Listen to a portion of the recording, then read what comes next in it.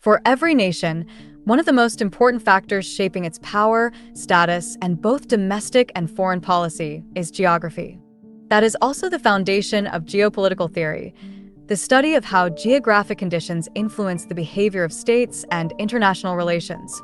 In this super summary of national geography, let's explore some fascinating geopolitical features of countries such as Russia, Ukraine, France, and Switzerland, so we can better understand how geography shapes their destinies. Let's begin. Russia, a giant with a geographic problem. Russia, officially the Russian Federation, is located in the northern part of the Eurasian continent. To the east, it borders the Pacific Ocean. To the north, the Arctic Ocean. To the west, Eastern Europe. To the south, China, Mongolia, and Central Asia. Russia is the largest country on Earth, over 17 million square kilometers, stretching across 11 time zones, roughly equal to the surface area of the dwarf planet Pluto. It is also the world's ninth most populous nation, with about 145 million people. Russia's massive size is astonishing. Its width reaches 8,000 kilometers, and its north-south span is 3,200 kilometers, crossing two continents. Former U.S. vice presidential candidate Sarah Palin was mocked for saying, "You can see Russia from American soil." But the truth is, standing on Little Diomede Island in Alaska, you can see Big Diomede Island, which belongs to Russia, only 2 miles away. Yes, you literally can see Russia from America. But despite its size, Russia's geography is deeply problematic, and these geographic constraints help explain why a global-scale nation ranks only 11th in GDP, 61st in income per capita, and suffers higher poverty rates compared to countries at similar latitudes like the Nordic states or Canada. They also explain many of the foreign policy choices of Russian rulers across centuries. If you want to understand why Putin does what he does, you must look at the map. The warm water port problem, Russia's Achilles heel. Russia technically has access to 2 oceans, but it lacks reliable access to a warm water, ice-free route to the world's seas. This is Russia's greatest geographic Achilles heel, the obstacle preventing it from functioning as a true global naval power. Alfred Thayer Mahan, the legendary naval theorist, once argued, "A nation with a strong navy and thriving maritime trade will be a powerful nation." History proves that the world's strongest empires were rarely landlocked, except for Mongolia, but that was in a pre-naval era. Peter the Great famously taught that whoever controls Constantinople and access to the Indian Ocean controls the world. He urged future Russian rulers to push southward endlessly. But Russia's ports are all flawed. Murmansk and St. Petersburg freeze in winter. Kaliningrad doesn't freeze, but it is cut off from mainland Russia. Novorossiysk is a warm water port, but not a deep water one. Ships leaving St. Petersburg or Kaliningrad must pass through the Danish Straits, controlled by NATO member Denmark. From Sevastopol on the Black Sea, ships must pass through the Bosporus Strait, controlled by NATO member Turkey. Meanwhile, Vladivostok in the Far East is blocked from full Pacific access by the Japanese island chain, and Japan is a key U.S. ally. Afghanistan, Moscow's failed route to the Indian Ocean. The Soviet invasion of Afghanistan in the late 20th century was an attempt to reach warm waters in the Indian Ocean. Like the British Empire before them, the Soviets discovered why Afghanistan is called the graveyard of empires. The Afghan War drained the Soviet Union militarily and economically, becoming their version of the Vietnam War and indirectly contributing to the USSR's collapse. Speaking of Vietnam, even Cam Ranh Bay in Vietnam once served as a major base for the Soviet Pacific Fleet and later the Russian Navy until 2002. Russia's long, painful struggle for warm water access is one of its eternal geopolitical obsessions. And this is precisely why Putin is uncompromising. In Ukraine's geopolitical struggle, the southern region and the Crimean Peninsula play a decisive role. Crimea, with its warm climate, millions of ethnic Russians, and the deep water port of Sevastopol, is one of the most strategically important naval locations Russia possesses. Sevastopol is where the Russian Black Sea Fleet is anchored. Crimea was conquered by the Russian Empire under Catherine the Great, and it remained under Russian control until 1954, when Soviet Premier Nikita Khrushchev transferred the peninsula to the Ukrainian Soviet Socialist Republic, a move that would likely make Catherine and the thousands of Russian soldiers who died to take Crimea rise from their graves and strangle him. To be fair to Khrushchev, no one at the time believed the Soviet Union would ever collapse. Everyone assumed Crimea would always remain under Moscow's control. But then the USSR fell apart. A newly independent Ukraine emerged and drifted toward the west. Moscow immediately recognized this as an existential threat. If Ukraine joined NATO and Sevastopol became a NATO naval base, Russia's entire strategic position in the Black Sea would be shattered. Putin was left with no choice. He had to take Crimea. The referendum that followed was condemned by the United Nations as illegal, but since 2014, the reality on the ground is that Russia has controlled Crimea. The powerful Black Sea Fleet is now permanently stationed in Sevastopol. Yet, just like Novorossiysk, Russia's access from the Black Sea to the open ocean is still limited, blocked by Turkey, a NATO member. Annexing Crimea strengthened Russia's dominance in the local Black Sea region, but it did not make Russia a true global naval power. Still, losing Crimea would be checkmate for Russia, something Moscow will never allow. No one came to Ukraine's rescue when it lost a chunk of land the size of Belgium, aside from economic sanctions. These sanctions were enough to damage Russia's economy, but not nearly enough to force Moscow to give Crimea back. NATO leaders likely breathed a sigh of relief among themselves. Thank God Ukraine isn't in NATO. Otherwise, we would have been forced to intervene.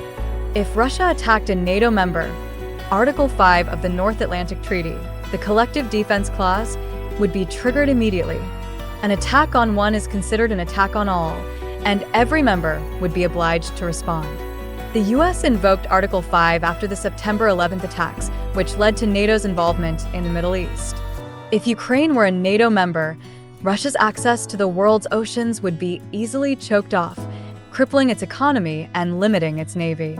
NATO understands that gaining Crimea wouldn't significantly change the massive geographic straitjacket they have already placed around Russia.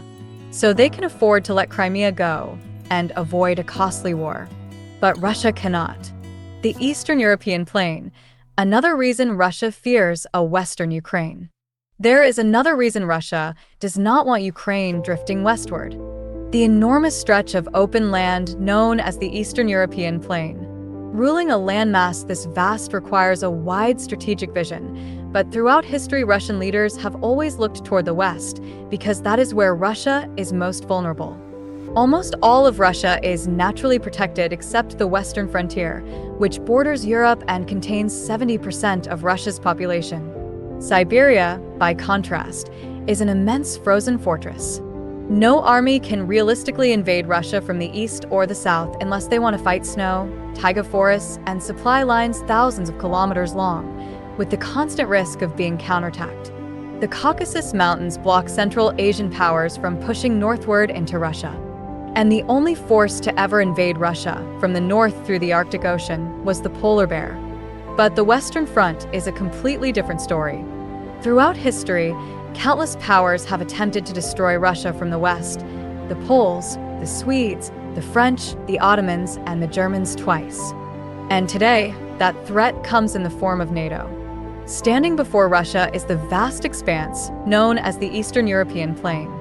This plain is shaped like a trapezoid, narrow at Poland, widening eastward until it reaches the Ural Mountains. It is so flat that it might as well be a giant highway stretching directly into the gates of Moscow.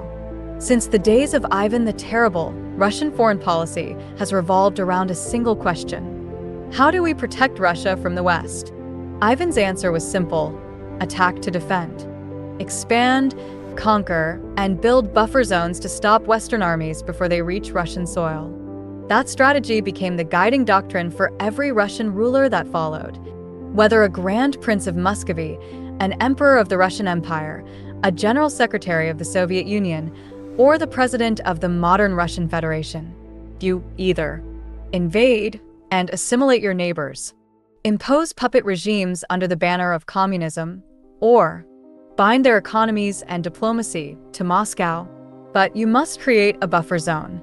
This is why, no matter the political system, czarist, communist, or capitalist, Russia has always acted like an empire. After the USSR collapsed, Moscow once again looked westward and saw NATO creeping ever closer. Former buffer states joined the alliance one by one, including post-Soviet nations, especially the Baltic states, Estonia, Latvia, Lithuania, all historically hostile to Russia. The old Soviet NATO dividing line once ran through the center of Germany. Now, it is only a 2.5-hour drive from St. Petersburg. Russia feels NATO's breath on its neck. Moscow's buffer zone has shrunk to just 4 strategic points it must cling to at all costs. Finland, Kaliningrad, Belarus, Ukraine. These 4, placed together, form a defensive belt around Russia's western frontier. And all of them are surrounded by NATO territory. NATO, for its part, seeks to pierce this buffer zone by pulling these countries into its sphere of influence. This explains why political crises in Belarus and Ukraine always smell strongly of Western involvement, and also why Moscow intervenes so aggressively. Belarus, the last dictatorship in Europe, remains firmly under a pro-Russian regime headed by President Alexander Lukashenko. Compared to him, Putin almost looks democratic. Lukashenko has held power since 1994 and shows no intention of stepping down. Russia has repeatedly expressed unwavering support for his regime and pledged to stand with Belarus against the West. Belarus's role in Russian national security is crystal clear. Meanwhile, after political chaos and civil unrest swept through Ukraine, the country slipped out of Moscow's grasp. But the West is also cautious. NATO knows that admitting Ukraine into the alliance could ignite a major war. Today, fighting still erupts sporadically in eastern Ukraine, and Russian military presence there has been widely confirmed. Moscow backs the separatist regions in hopes of maintaining at least a fragment of its buffer zone. Ukraine is now led by a Western-leaning government, and despite Russia's objections, NATO and Ukraine have held multiple joint military exercises. Both sides are engaged in a prolonged tug-of-war over the country. Finland remains neutral for now. As long as Finland, and by extension Sweden, stay neutral, Moscow can breathe a little more easily. The Russia-Finland relationship can be imagined like this. They once had a massive fight. Russia beat Finland badly. Finland lost some territory, but declared victory anyway. Since then, they don't like each other, but they must smile politely every day because they're neighbors and unavoidable. Why Russia hasn't been crushed? 2 big reasons. Despite all these geographic disadvantages, Putin's Russia still stands strong thanks to 2 key factors. 1, oil. 2, natural gas. Russia is an energy superpower, especially in fossil fuels. The world's largest natural gas reserves. The biggest gas exporter. One of the top oil producers. This doesn't even include the enormous untapped reserves under the Arctic ice and Siberian permafrost. And their biggest customer? The European Union. If you live next door to Moscow, you depend heavily on Russian energy. Finland and the Baltic states rely almost entirely on Russian gas. Eastern European countries rely on Russia for 60 to 80% of their energy needs. Most importantly, Germany imports more than half of its annual gas supply from Russia. Russia holds a sword pointed directly at Europe's heart. A sword shaped like natural gas pipelines. Russia can increase or decrease the flow at will. Without Russian gas, many European countries would face a severe energy crisis in just 10 days. This is why Germany is much less enthusiastic than the UK when it comes to condemning Moscow. The better a country's relationship with Russia, the less it pays for energy. For countries like Finland or the Baltic states, Europe has been trying for years to diversify its energy sources. For example, by building LNG ports to import gas from the United States or the Middle East. But Europe's dependence on Russian oil and gas is still enormous, and this is unlikely to change within this century. An economy that relies heavily on oil, like Russia, is not inherently stable or powerful. But the Kremlin can still leverage oil and natural gas as tools of soft power to influence and pressure Europe. This also explains why Russia tends to be rather cautious or even reluctant when participating in international climate change initiatives. As long as the world still revolves around fossil fuels, Russia will retain significant power. And as the planet warms and Arctic ice melts, Russia will gain access to massive untapped reserves lying beneath the Arctic Ocean and Siberia. Russia is one of the few countries that may actually benefit from climate change. Final summary. Will Vladimir Putin, or anyone who succeeds him, be able to fulfill Russia's so-called historical mission and elevate the country to great power status? Or perhaps geography itself has destined Russia to never truly become a global superpower? Geography is not the only factor that determines national strength, of course.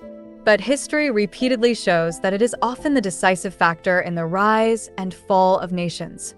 From the Grand Duchy of Moscow, to the Russian Empire, to the Soviet Union, and now the Russian Federation, every ruler of Russia has faced essentially the same problems. Even as Russia's ideology shifted from monarchy to communism to crony capitalism, the same geographic burdens remained unchanged. The vast, flat Eastern European plain that exposes Russia's western frontier. Ports that are either frozen half the year or located in geopolitically troublesome bottlenecks. Chess is the most beloved intellectual sport in Russia, and the geopolitical chessboard laid out by God for Russia has been played since the time of Ivan the Terrible, and Russia still hasn't escaped the opening phase. France, located in Western Europe, is known not only for its cuisine, the Eiffel Tower, romance, and elegance, but also for its turbulent history of wars, revolutions, and great power politics. Today, France remains a global heavyweight, economically, militarily, and politically. It has the largest territory in the European Union, the seventh largest economy in the world, and along with Germany, forms one of the two pillars of the EU. Although France today is not as formidable as it was 1 or 2 centuries ago, weakened by war, decolonization, and the rise of the United States and the EU, it remains an influential force in Europe and on the world stage. To understand France's historic strength and its gradual decline, we must examine the blessings and curses of its geography, the gifts and burdens God placed on this land. This analysis focuses only on metropolitan France, the French territory on the European continent, not its overseas departments and territories. 1. Geography. A unique position in Europe. France sits in a remarkably advantageous position. It is the only country in Europe that can be considered a major power in both Northern and Southern Europe. It borders the North Sea and the Atlantic Ocean, the Mediterranean Sea, multiple major European states. This positioning has allowed France to project influence in multiple directions throughout its history. 2. Terrain and agriculture. Much of France consists of plains and low hills, especially in the north and west, creating ideal conditions for trade, internal cultural cohesion, agricultural expansion. France possesses several major river systems, including the Rhine, the Seine, the Loire, the Rhone. Before modern transportation existed, shipping goods by river was the most efficient method. These waterways formed massive commercial corridors, linking different regions of France together and knitting them into a coherent cultural unit. As a result, France became one of the first true nation-states in the world, a country centered around a single language, culture, and national identity. Even the capital, Paris, sits at the intersection of 2 branches of the Seine, highlighting how geography shaped political power. These rivers also support enormous agricultural zones, a traditional strength of France throughout its history. today, French agriculture accounts for 20% of all EU agricultural output. France holds the 3rd largest amount of arable land in Europe, after Russia and Ukraine. France is the 3rd largest agricultural exporter globally. Keep this in mind the next time you pop open a bottle of champagne or sip a glass of fine Bordeaux. France's borders are protected by some of the most formidable natural barriers in Europe, obstacles that have stopped countless invaders throughout history. To the north lies the North Sea. To the northwest, the English Channel, separating France from another major power, Britain. To the west, the vast Atlantic Ocean. To the southwest, the Pyrenees, a mountain range that French forces can easily defend. To the south, the Mediterranean Sea. To the southeast, the towering Alps, a near impenetrable wall that almost no army can cross, except for the French themselves under Napoleon. And to the east flows the Rhine River, a natural defensive frontier. France wears a solid geographic suit of armor. But this armor has one critical weak spot: the Achilles heel, the northeastern gap. The region that now includes Belgium, the Netherlands, Luxembourg, and northeastern France is an entirely flat plain. It is part of the North European Plain, a stretch of land that runs from the Atlantic Ocean all the way to Poland and then expands eastward until it reaches the Ural Mountains of Russia. This is France's greatest and most dangerous vulnerability. The terrain here is so flat, so open, and so easy to traverse that a determined army can blitz straight into France and reach the walls of Paris in no time. And someone did exactly that. A certain mustached failed art student who didn't get into the Vienna Academy of Fine Arts. If the French fail to defend this corridor, the entire nation collapses.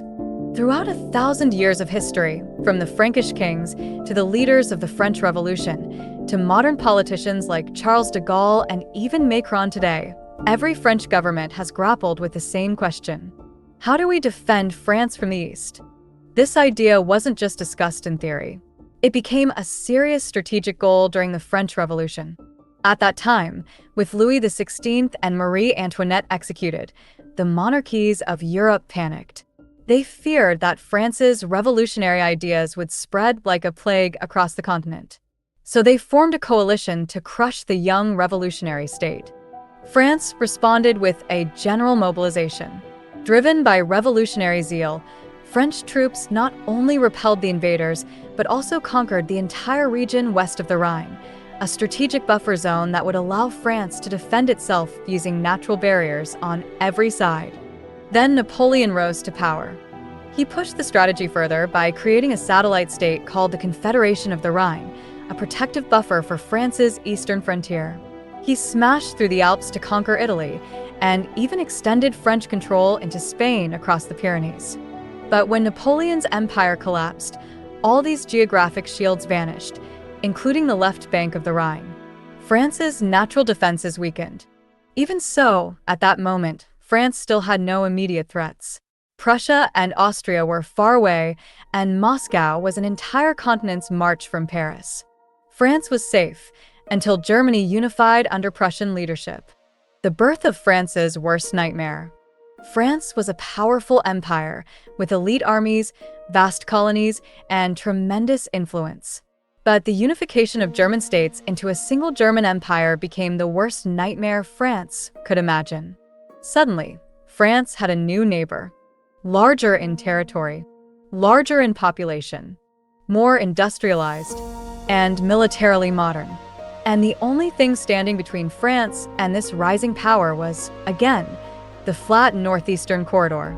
During the Franco-Prussian War of 1870 to 1871, France's fatal geographic weakness was exploited brutally. The German Empire was proclaimed inside the Palace of Versailles, humiliating France on its own soil. In the 20th century, the Germans would return twice through the same flat plain. France prayed that Germany would respect Belgium's neutrality during both world wars and not march through the flat North European plain to attack France. And what did the Germans say to neutrality? To hell with it. They invaded Belgium anyway and used it as a launch pad to advance toward Paris. In World War I, they got within 70 kilometers of the French capital. In World War II, they succeeded again, but even faster. After World War I, fearing another German attack from the east, the French government decided to build what became known as the Maginot Line, a massive system of fortifications along the German-French border, consisting of concrete bunkers, artillery, anti-tank guns, machine gun nests, and underground barracks. In theory, the Maginot Line would delay any German invasion long enough for France and its allies to mobilize for a counterattack. The French hoped that repeating the World War I defensive strategy would protect them again. But there was one problem the French did not account for. Belgium was neutral and demanded that the Maginot Line must not extend along the Belgian border. By the time Belgium finally allowed fortifications, it was already too late. Still, France believed it had prepared for this. The main British-French allied forces were stationed in northern France, ready to confront Germany if they invaded through Belgium. But the Germans outsmarted everyone. Instead of attacking the southern fortresses or the Allied army in the north, they struck through the Ardennes forest, a region of hills and dense woods that French generals believed was impossible for tanks to cross quickly. Because of that assumption, France deployed only minimal defenses there. Using modern mechanized warfare and blitzkrieg tactics, Germany exploited this weak spot perfectly. They broke through the Maginot Line from behind, encircled the main British-French armies, and forced the British to evacuate at Dunkirk. 6 weeks later, France surrendered. Post-World War II, a new strategy. After 1945, France's borders remained the same, including the vulnerable northeastern gap. This time, France chose a different method to secure itself: diplomacy. With both France and Germany joining major Western alliances like the European Union and NATO, adopting the shared currency the euro, and integrating their economies, cultures, and societies, the idea of a fourth Franco-German war became almost unthinkable. For the first time in a millennium, France built a full 360-degree shield around itself, not through forts or armies, but through alliances. But this protection came with a price. Today, when asked who leads the EU, many would answer Berlin, not Paris. Despite wars and partition, modern Germany still has a larger population, a larger economy, and more industrial weight. France face à dilemma. Accept Germany's leadership in the EU, and France's relative power diminishes. Or Challenge Germany for dominance and risk tearing the European Union apart. Both countries also understand that the true overarching power in Europe is the United States, the founder of NATO and the backbone of Western security. So although France's position today is somewhat weaker than it was a century ago, it remains a major global power and has chosen to trade absolute dominance for long-term stability and security. The supreme art of war is to subdue the enemy without fighting. Sun Tzu. The Maginot Line failed, but diplomacy succeeded. France has secured its eastern frontier not through force, but through political strategy, economic integration, and alliances, the very strategy ancient strategists considered the highest form of warfare. But this security isn't absolute. Cracks are forming in the EU. Economic crises, immigration debates, the UK's departure, the pandemic, all have shaken the Union. France and Germany are doing everything they can to keep the EU together because this structure was built largely to ensure the two historic rivals never fight again. If the EU collapses in the future, France will again fear Germany, and Germany will again fear France. A return to the early 20th century. At that point, let's hope no prestigious art academy in Europe rejects another strange-looking young man with a funny mustache. Today, we're lucky that the fiercest Franco-German battles happen only on the football field, and the only thing they're competing for is a round ball. So in today's video, we're going to talk about the main character of an 8-year geopolitical drama, a beautiful Eastern European girl with golden hair and deep blue eyes, pursued relentlessly by two powerful and determined suitors. Her name is Ukraine. Current situation. Ukraine, the cradle of East Slavic civilization in general and the birthplace of Russian culture in particular, has become one of the most talked about nations in global news over the past decade. Today, Europe is standing closer to the brink of war than at any point since the end of the Cold War. Russia has been moving troops and weapons up to the Ukrainian border, drawing a clear red line by demanding that NATO must never accept Ukraine as a member. The West responded immediately by deploying more forces to Ukraine and sending weapons to prepare for the possibility of war, firmly rejecting Moscow's demand to block Ukraine's NATO ambitions. At this moment, Russia has placed Ukraine in a tightening geopolitical vice. To the east, the separatist region of Donbass, home to the self-declared Donetsk and Luhansk People's Republics, backed and supplied by Russia, with tens of thousands of fighters. To the north, Belarus, Moscow's most loyal client state. To the southwest, Transnistria, a breakaway region of Moldova, where around 1,000 Russian soldiers are believed to be stationed. To the south, the Crimean Peninsula, annexed by Russia in 2014 and now home to the powerful Black Sea Fleet. If Vladimir Putin were Peter the Great, and this were the 18th century instead of the 21st, Russian tanks would probably already be rolling through the streets of Kharkiv, Kiev, or even Lviv and Odessa. Ukraine's geopolitical destiny. Like we explained in the previous video about Russia, Ukraine's importance to Moscow comes down to two fundamental geographic factors. One, its position on the East European plain. Ukraine is relatively flat and directly borders Western Russia, making it an ideal defensive buffer from Moscow's perspective. If Ukraine and Belarus aligned with Russia, they would form a massive protective shield around the population centers and industrial heartland of the Russian state, the North European plain. Ukraine also borders the Carpathian Mountains in the west. From a Western viewpoint, whoever controls the plains east of the Carpathians controls one of the major gateways into Russia. From an Eastern viewpoint, from Moscow's viewpoint, when your homeland is surrounded by wide, flat, difficult-to-defend terrain, expanding outward to secure natural barriers becomes a necessity. This logic has guided Russian strategy for centuries. 2. The Crimean Peninsula and access to the Black Sea. Crimea is home to a large ethnic Russian population and, more importantly, to Sevastopol, a warm-water port that is central to Russian naval doctrine. Russia's greatest historical military weakness has always been the lack of reliable warm-water ports. You can talk all you want about Russia's military strength, but a great power must have a strong navy, and a strong navy requires good ports. Even so, Sevastopol's access to the open ocean is still limited. Ships leaving the Black Sea must pass through multiple narrow straits, many controlled by NATO allies, especially Turkey. Still, Russia cannot afford to lose Sevastopol. In 2014, Moscow could have respected Ukraine's territorial integrity, but allowing NATO sailors to wave at them from Sevastopol in the near future was simply unimaginable. That would cripple Russia's naval presence in the Black Sea, forcing them to abandon the only warm-water port they truly depend on. So the die was cast. Crimea was annexed.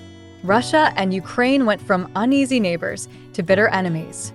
Depending on your perspective, you might call the annexation of Crimea an invasion, or you might call it a liberation and a return to the motherland. But regardless of how anyone frames it, the reality is this: Russia violated international law and infringed upon the sovereignty of another nation to carry out the only successful act of territorial conquest by a major power in this century. You could argue that the United States and NATO have also violated international law many times. And that may be true, but the fact that others are wrong doesn't turn a wrong into a right. When you compress a spring too tightly, it eventually snaps back with force.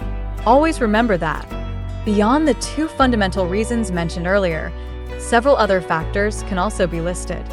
For example, some analysts believe the stability of Putin's regime would be shaken if Ukraine, a nation with people, traditions, and culture deeply similar to Russia, were to suddenly pivot westward, enjoying economic development and improved living standards. This concern isn't unfounded. The economies of many post-communist states, Poland, Estonia, the Czech Republic, Hungary, have surged dramatically after joining the European Union.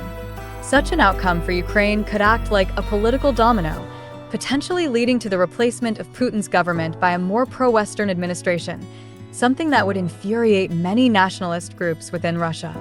Others argue that Putin is driven by the ambition to build a Eurasian economic bloc with Russia at its center. Ukraine, with its heavy industry and strong agricultural output, would be a key pillar in such a union. There is also the belief held by some Russians that Russia, Ukraine, and Belarus are one people, and that Moscow is merely trying to bring the wayward child back home. Of course, this is a rather absurd narrative. The three groups share common roots from Kievan Rus, but that doesn't mean Russians are the original people of Ukrainians or vice versa. In short, Ukraine's geography makes it critically important to every major power around it. It sits in a location that is almost too ideal, perfect for one side to defend, perfect for another to attack, and positioned directly north of the Black Sea. It's no mystery why so many great powers throughout history have eagerly sought control of this region. And the one who has most consistently tried to dominate it has always been the giant neighbor to the east. So, who's at fault? There are two common narratives about who is responsible for the current tensions in Ukraine: Russia's aggression, or the West and Ukraine itself. The truth is that both sides have their reasons, their fears, and their strategic interests. There are no heroes or villains in this story, only different factions competing for influence and reshaping the balance of power. Because of its own security concerns, Russia has long been criticized as a country that doesn't know how to befriend its neighbors. To many, Russia seems to recognize only two types of neighboring states: enemies or vassals. I personally respect Putin for his decisiveness, his firmness, and his defense of traditional national values. But in many ways, Putin is better suited to be a czar of an empire than the president of a democratic federation. As mentioned earlier, if Putin truly wanted war, Russian tanks could have already rammed through the gates of the parliament building in Kiev. But this is the 21st century, not the 18th. Putin cannot behave like Peter the Great, throwing the national treasury endlessly into military expansion while corruption, poverty, social division, and low living standards continue to plague the country. That would hardly be a wise strategy for any modern leader. At the same time, demanding that another sovereign nation sacrifice its own interests and its right to choose its future simply to satisfy Russia's security needs is blatant interference in another country's internal affairs. If adopting a Western-style democratic path is the choice of the Ukrainian people, whether it brings good or bad, then their right to self-determination deserves respect.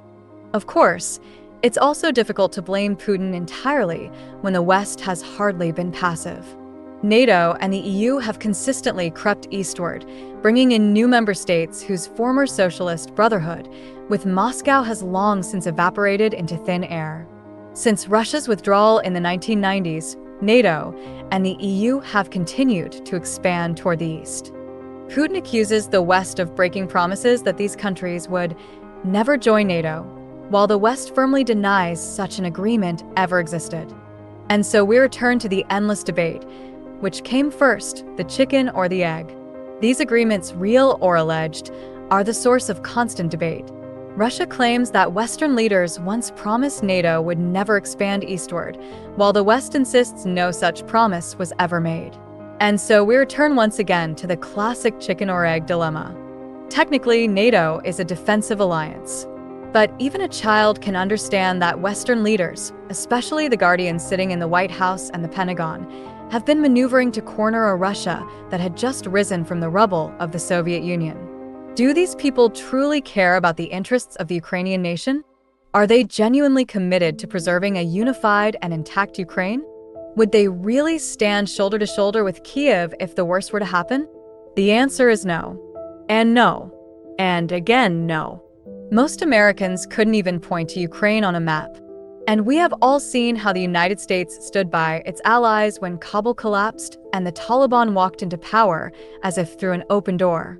Most importantly, Ukraine is not, and has never been, a NATO member. President Zelensky must understand that NATO will not invoke Article 5 if Ukraine provokes Russia too far and gets attacked. Ukraine is largely alone in this conflict. The West is beating its drums behind it, while Moscow simply waits patiently for the right moment. It would be far more honest for President Biden to tell Ukrainians this plainly, instead of whispering sweet words and pretending to be the world's guardian. When facing the greatest security threat in decades, no Russian leader, no matter how peace-loving, could simply sit still. The Romans once said, "If you want peace, prepare for war." And fittingly, Moscow is sometimes referred to as the Third Rome. If conflict does break out, there is no nation that understands war better than Russia. This is a country that, only 80 years ago, lost 27 million people just to secure its right to exist. A country where nearly every family has ancestors who died defending their land, a struggle remembered with the weight of a holy war. If you governed such a nation, you would understand. You must defend it against every threat, at any cost. And the most direct way to do that is through military and political strength. I am convinced that nothing commands Russian respect more than power, and nothing invites their contempt more than weakness, especially military weakness. On the Ukrainian side, many believe the fault lies in Kiev's risky foreign policy gambles. When you live beside a colossal neighbor with a long history of invasions and expansionism, the safest rule is simple: don't provoke him. Finland and Canada understood this. Cuba and Georgia did not. However, using political stability as a justification for staying close to the very empire that dominated you for centuries is not something a nation with rising nationalism can accept. Ukraine and Russia have had a tense, uneasy relationship for hundreds of years. During the era of the Russian Empire, the Tsars repeatedly attempted to Russify Ukraine, banning the Ukrainian language in schools, publishing houses, and public institutions, insisting that Ukrainian was not, had never been, and would never be a real language. Under the Soviet Union, an empire wearing a red uniform, Ukraine experienced both progress and suffering. During Lenin's rule, after witnessing a society devastated by war and famine, Bolshevik leaders adopted a relatively soft approach, allowing Ukrainian culture and language to revive under the policy of korenizatsiya, or indigenization. Lenin believed that Great Russian chauvinism was the greatest threat to the Soviet Union, so Russification slowed during his era. But when Stalin came to power, Lenin's policies were reversed. Ukrainian cultural identity was suppressed in favor of a unified Soviet identity. Stalin's iron hand industrialized the region at remarkable speed. Industrial output rose by nearly 400% during the 1930s. But the peasants paid the price. They were the primary victims of agricultural collectivization, forced to surrender their land and livestock to the state. A devastating famine followed, killing anywhere from hundreds of thousands to several million people. Ukrainians call it the Holodomor. And that is not to mention the purges that targeted Ukraine's clergy and intellectual class. Vladimir Putin may call the collapse of the Soviet Union a catastrophe, but for Eastern Europeans, especially Ukrainians, it meant liberation from centuries of Russian domination. The memories of invasion, forced assimilation, purges, and famine have profoundly shaped the worldview of an independent Ukrainian state.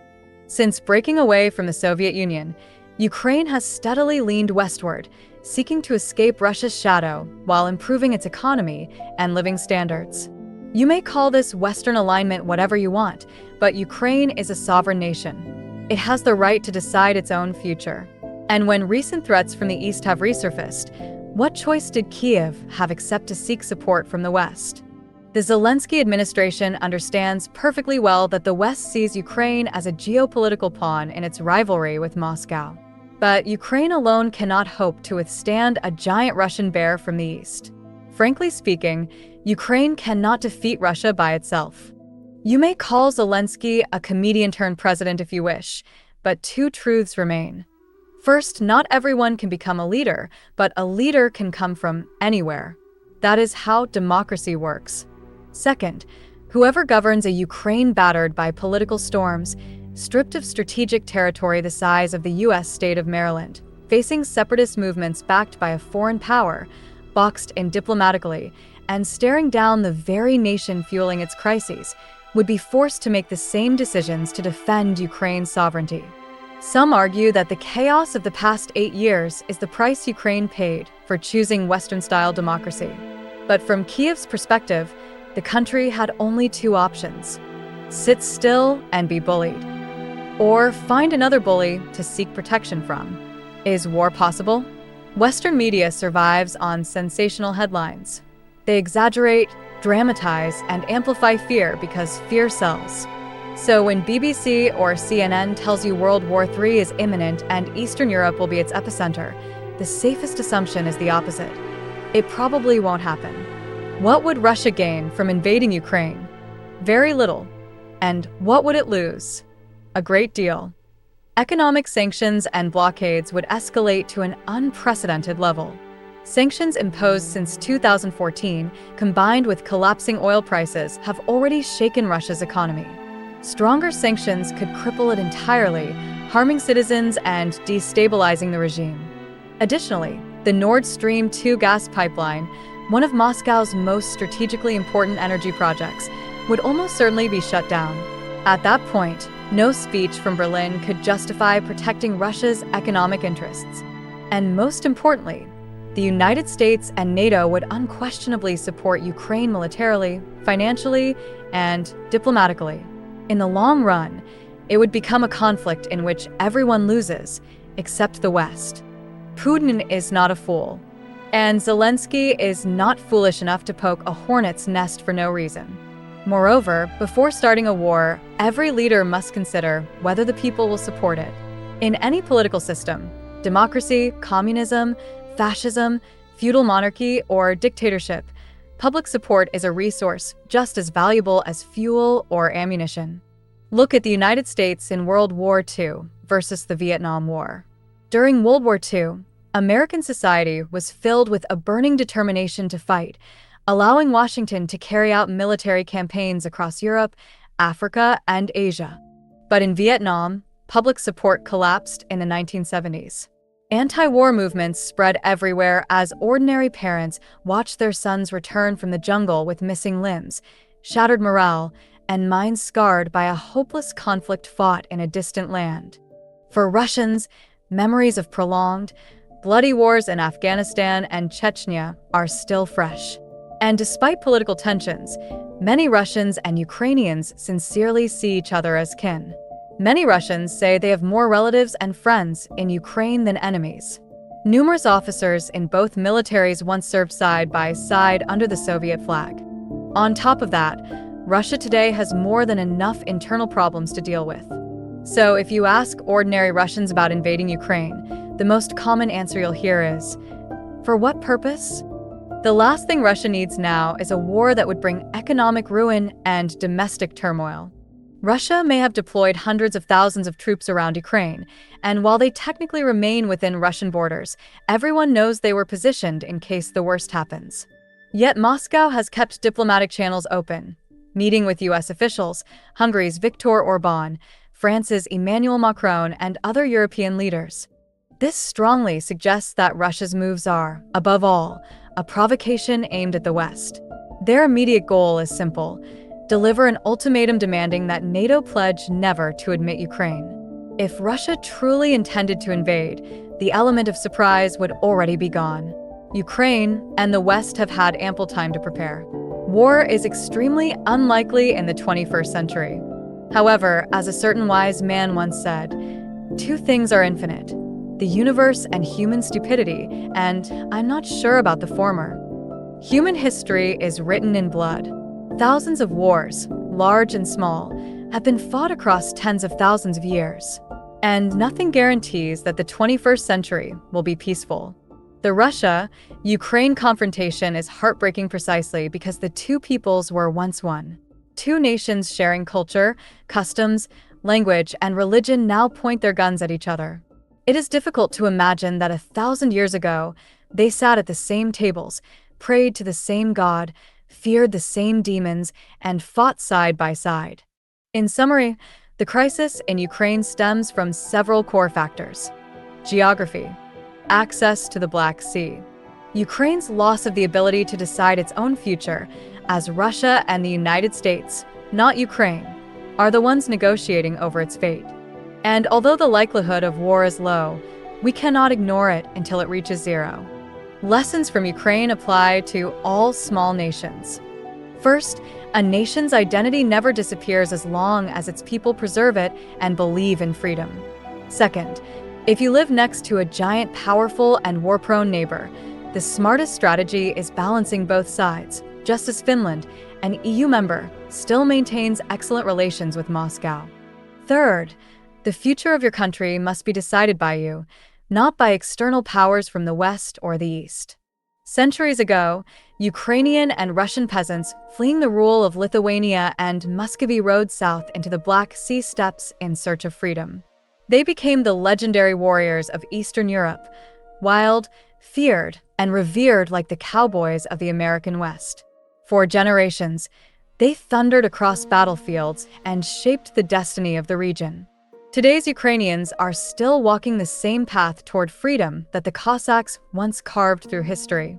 The road to freedom for the Ukrainian people will certainly be filled with far more trials. Both Eastern and Western powers continue to carve at them, trying to turn the country into a target on the geopolitical firing range. Though I am not a religious man, I will pray for Ukraine's right to exist as an independent and sovereign nation, free from domination by either Russia or the West, a place where Ukrainians alone determine their own destiny. I will pray for the people of Ukraine and for the people of Russia, those who would suffer the most from a pointless war. And if a war truly must happen, then it ought to be fought like this. Let the politicians strip to the waist, pull on a pair of shorts, step into a cage, and beat each other senselessly, so that innocent civilians and soldiers do not have to bleed for their ambitions. When we mention Switzerland, what comes to mind first? Probably its colossal banking system, Nestle chocolate, Roger Federer, or those luxury watches with price tags that rival a house, Rolex, Omega, Cartier. This is a small, landlocked nation in the heart of Western Europe, surrounded on nearly all sides by continental heavyweights, Germany, France, Italy, and Austria. Only Liechtenstein is roughly the same size. Switzerland enjoys one of the highest GDP per capita levels on the planet. Its Human Development Index is ranked third globally. The quality of life is nothing short of exceptional. Being born in Switzerland is like winning God's lottery. Look at any map of Europe's great conflicts from 1815 to the present, World War I, World War II, or the structure of the modern European Union. You will always see a peculiar blank space right in the center of the most war-hungry continent in history. That blank space is Switzerland. Why is it that no great power ever painted this country in their colors? Why has Switzerland remained unconquered through the bloodiest centuries of humanity? And why is Switzerland the only nation able to achieve this? The answer lies in 4 factors unique to Switzerland: geography, diplomacy, economic strategy, and meticulous war preparedness. Let us examine them one by one. 1. Geography. This is the first and most essential factor in the rise or fall of any nation. Switzerland's terrain is dominated by mountains. To the south stands the Alps, with an average elevation of around 2,500 meters above sea level, a barrier no army in history could realistically march through. To the north, along the French border, lies the Jura Range, smaller than the Alps but still formidable enough to halt any invasion from that direction. These 2 mountain walls shield the Swiss heartland, the Central Plateau, where major cities like Zurich, Bern, and Geneva are located. So Switzerland is securely protected from the north and the south. What about the east and west? On the western frontier with France, there is a narrow corridor between the Jura Mountains and Lake Geneva, at points less than 6 kilometers wide, a perfect bottleneck for defense. To the east lies Germany. Switzerland has fewer natural obstacles there, but nature gifted it something even more powerful: the Rhine River. Switzerland sits at the headwaters of the Rhine, a river that flows into Germany's industrial heartlands and onward to the Netherlands, where it empties into the North Sea. Switzerland quite literally holds the bloodstream that sustains half of Western Germany. This gives Switzerland an invisible strategic leverage should Germany ever succumb again to its historical martial instincts. In short, God wrapped Switzerland in a bulletproof vest, and Switzerland learned how to make sure no one wants to pull the trigger. 2. Diplomacy. For more than 200 years, Switzerland has not participated in a single war. It is not a member of major Western alliances like the EU or NATO. It did join the Schengen free movement area, but only after much internal debate. And astonishingly, Switzerland did not join the United Nations until 2002, becoming the first country in UN history to require a national referendum just to join. This principle has been the compass guiding Swiss diplomacy since 1815 neutrality. That mysterious white space you see on every wartime map of Europe, right in the middle of Germany, France, Italy, and Austria, exists because of it. In 1815, after Napoleon's final defeat, the great powers of Europe gathered at the Congress of Vienna to redraw the continent. It was there that Switzerland's perpetual neutrality was formally recognized and guaranteed by France, the very empire it had defeated, and by Britain, Austria, Prussia, and Russia. Former Swiss federal president Hans Rudolf Merz, 2009 to 2010, once summarized the policy succinctly. Switzerland is a neutral nation and will not join any military alliance. That is our tradition. And Switzerland chose correctly. Under international law, neutral countries enjoy certain rights and obligations. Belligerent states must not invade or violate the territory of a neutral country. Defensive actions taken by the neutral state do not break its neutrality. Warring nations may not recruit soldiers from a neutral country. Troops and military equipment may not be transported through its territory, with the sole exception of wounded soldiers. This is why, for over 2 centuries, Switzerland has remained untouched while wars and conflicts ravaged its neighbors. Neutrality is not simply a nice idea. It is an internationally protected legal status. But here's the problem. Sometimes great powers don't care about international law. Examples are everywhere. Britain invaded neutral Iceland during World War II to secure the North Atlantic. The Soviet Union invaded neutral Finland to create a buffer zone for Leningrad. Germany violated Belgian neutrality twice to launch attacks on France. So neutrality alone is not enough. Other nations must be given strong reasons to respect that neutrality. And this is where Swiss bankers enter the scene. Geography is great for defense, but horrible for the economy. Switzerland is landlocked. Its mountainous terrain restricts heavy industry and transportation. Resources are scarce, and its population is small and unevenly distributed. So the Swiss exported the one thing jealous, paranoid aristocrats and dictators were always willing to pay for: trust. More specifically, financial confidentiality. Swiss banks became legendary. From Dan Brown novels to James Bond films, the image is iconic. Vaults, secrecy, untraceable accounts. And this wasn't fiction. After a major scandal in the 1930s involving leaked client data, Swiss banking laws became even stricter. Only top-level managers can access full client information. Ordinary bank staff cannot see account details. It is illegal to reveal client data to any third party, tax authorities, foreign governments, even Swiss authorities, unless ordered by a Swiss court. Violators face massive fines, prison time, and lifetime bans from the industry. As a neutral nation, Switzerland opened its banking services to the entire world. And in World War II, business exploded. Switzerland told the world, "We don't care who you fight. We won't join your war. But if you need a safe place to store your wealth, welcome." Nazi officials, having looted vast amounts of gold and valuables, quietly transferred their assets to Swiss banks, hoping to retrieve them once the war ended. Hitler personally considered invading Switzerland. He called it a pimple on the face of Germany, a detestable nation full of contemptible people. But he never pulled the trigger. He had bigger campaigns to run, and more importantly, he needed Switzerland as a safe vault. The Allies were furious at Switzerland for dealing with the Nazis, but they chose not to escalate. The war was messy enough as it was. Nor were the Nazis the only customers. Many wealthy Jewish families, fearing extermination, also deposited their savings in Switzerland. Some survived and later reclaimed their assets. Many did not. The unclaimed accounts remained in Swiss vaults, quietly bolstering the Swiss economy for decades. According to OECD data, the total assets held by Swiss banks amount to 467% of Switzerland's GDP, an astonishing figure. Today, Switzerland is essentially the world's bank.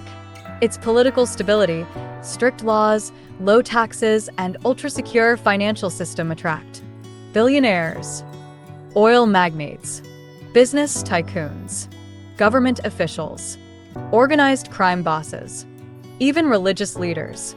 Everyone trusts the Swiss more than they trust each other. Not to mention, Switzerland has long been a favored destination for less than clean money. Money laundering, tax evasion, mafia networks, arms trafficking, corruption, you name it. Thanks to its extreme financial secrecy, Switzerland became the perfect vault for anything you don't want the world to see. Any wealthy, powerful figure you see on television, politicians under investigation, oligarchs, tycoons, mob bosses, many of them have Swiss accounts. Imagine. You're a successful American businessman facing a lawsuit and don't want your assets frozen if you lose. Or a Russian mafia boss who just sold thousands of guns to criminal groups and needs a safe place to store the profits.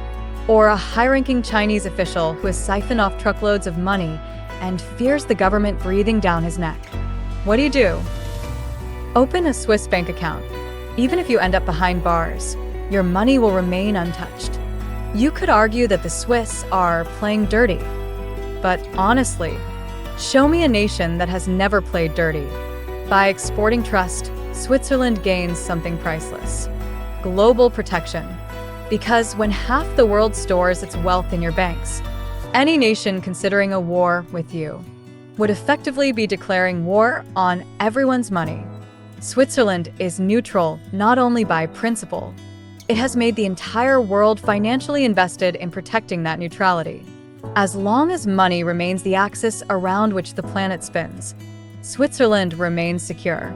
But what if someone still wants to invade Switzerland? Let's say a hypothetical country ignores geography, flips the finger at international law, and doesn't care about banking secrecy. Can they conquer Switzerland? Absolutely not. Because Switzerland has one last, overwhelming trump card. There's an old Latin proverb: you want peace, prepare for war. No country on earth embodies this more than Switzerland. If Switzerland is a hedgehog, every citizen is a spine. Military preparedness, the Swiss way. If you compare Switzerland's readiness for war to other countries, South Korea looks like Iceland. Every Swiss male citizen aged 18 and above is required to serve in the military. Those who cannot serve are given structured weapons training through Civil Protection Service. Switzerland has one of the highest mobilization capacities in the world. 200,000 troops in the first 72 hours if a general mobilization is declared. And after service, citizens keep everything: uniform, backpack, gas mask, helmet, body armor, and yes, even their rifle. Switzerland has a gun culture rivaling the United States. In 2017, there were 28 guns for every 100 residents, one of the highest rates globally. They even have a traditional national shooting festival, a kind of gun carnival where people compete, eat, drink, and socialize. There are even shooting schools for children. Sounds insane? Actually, Swiss gun culture is fundamentally different from the American one. In Switzerland, guns are seen as a civic responsibility, not a personal toy or a tool of self-defense. You cannot simply buy a gun like you're buying groceries. To own one, you must fill out documents, pass background checks, attend proper training, demonstrate you are not a danger to society. You also cannot freely buy ammunition. Ammo is only available at shooting ranges or during mobilization. And you need permits too. Most importantly, Swiss citizens trust their government. Americans buy guns because they don't. A heavily armed country with one of the lowest murder rates in the world. Thanks to this gun culture, Switzerland can carry out guerrilla tactics very well to resist stronger enemies if a war breaks out. The Swiss strategy will be retreat to the mountainous areas and make the enemy suffer as much as possible. Add important transportation structures such as highways, tunnels, bridges, and railways. The Swiss military has placed a large amount of explosives so they can blow them up and cut off the movement of enemy armored forces. It is estimated that Switzerland has over 3,000 such demolition points. In addition, there is something in Switzerland called dragon's teeth, concrete structures shaped like giant chocolate bars, used to slow down tanks so they can be destroyed more easily. Most countries have already removed these structures, but Switzerland did not. Like Vietnamese and Finns, the Swiss are masters of camouflage during war. Many houses, rocks, and hills look completely harmless, but in reality, they are hidden military bases. For example, the Villa Rose mansion in the town of Naples, a strategic location mentioned above, is actually a disguised mini fortress. The small shed next to it looks like just a horse stable, but inside it hides an anti-tank gun and a machine gun bunker. That rock on the hill is actually a military post because it has a perfect view over the town, the river, the railway, and the bridge below. Inside the Alps, there are even underground airports and hangars. The Swiss hide the entrances very carefully. There was a time when soldiers posted photos of these places online, but the information was quickly deleted. Switzerland has air bases in the Alps, but nobody knows exactly where, which is a message to anyone planning to bomb them. Good luck finding our planes. When talking about hidden facilities in Switzerland, you cannot forget the bunkers. Since nuclear weapons first appeared in 1945 and the Cold War began, Switzerland always feared the danger of nuclear war. So they built an entire network of bunkers across the country to make sure that all Swiss citizens would be safe if nuclear war happened. Today, anyone who builds a new house in Switzerland must include a bunker strong enough to withstand a nuclear explosion, or they must pay for a spot in a nearby public bunker. Public bunkers exist in government buildings, train stations, and other crowded areas. In the Alps, of course, there are large bunkers for both military and civilian use. Swiss bunkers can currently hold 113% of the population. They even counted the possibility of a large number of refugees coming to Switzerland. Since nuclear war is less of a threat after the Cold War, many old bunkers have become tourist attractions. Family bunkers often store wine and cheese, important parts of Swiss culture. But if nuclear war becomes possible again, the bunkers will immediately go back to their original purpose. When radioactive dust settles, the world will probably be left with heads of state, cockroaches, and 8.5 million Swiss people. If nuclear war cannot defeat Switzerland, then what can? Thanks to geography, neutrality, a strong financial system, and military preparation, Switzerland is truly like a giant trap inside a giant fortress, challenging even the strongest war machines. It is a peaceful country with beautiful nature, transparent government, direct democracy, high living standards, progressive values, high income, and very good security. Truly one of the most perfect countries in the world. So if in the 2030s, you hear that a man with a strange mustache in Austria is giving angry speeches to crowds in Berlin, that is the time to buy a plane ticket to Switzerland. What do you think about the opinions and arguments presented in this video? Feel free to share your thoughts in the comments below. And if you enjoyed this video, don't forget to like, share, and subscribe, and turn on the notification bell so you won't miss any of our future content. For now, goodbye, and see you next time.